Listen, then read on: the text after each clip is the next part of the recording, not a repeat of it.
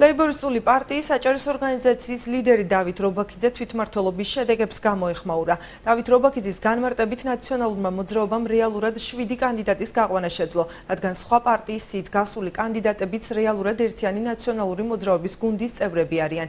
პარტიაში ყურადღება არჩევნების დროს დაფიქსირებულ დარღვევებზეც გაამახვილეს. დავით რობაქიძის თქმით, მიუხედავად დემოკრატიის ყიჟინის არჩევნებზე რიგი დარღვევები დაფიქსირდა. დავით რობაქიძემ განსაკუთრებული აქცენტი 103 საარჩევნო უბანზე დაფიქსირებულ დარღვევებზე გაამახვილა.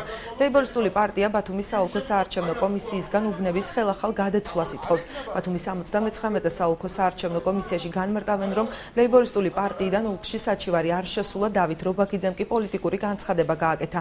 მალხაც ბოლქვაძის თქმით, 103 უბანი ბათილად გამოცხადდება, არსებული საჩივრების განხილვა ხვალ დაიწყება და მათ შესაბამისი რეაგირება მოჰყვება.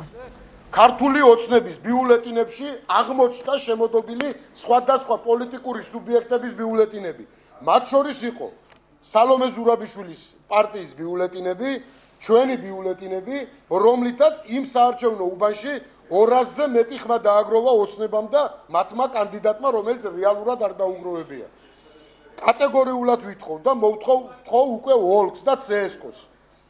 დაუყოვნებლივ მიიღეთ გადაწყვეტილება ბათუმის ყველა უბნის გადათვლაზე. ჩვენ ხვალ უნდა განვიხილოთ აბსოლუტურად ყველა საჩივარი.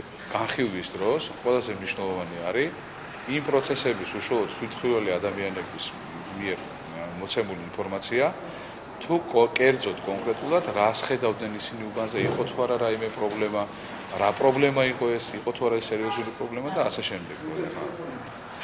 ბატონ რობაქიძის განცხადებები შეიძლება იყოს პოლიტიკური სახის განცხადება, რომელსაც ამ შემთხვევაში ჩვენ ვერც ვერ აუღავთ.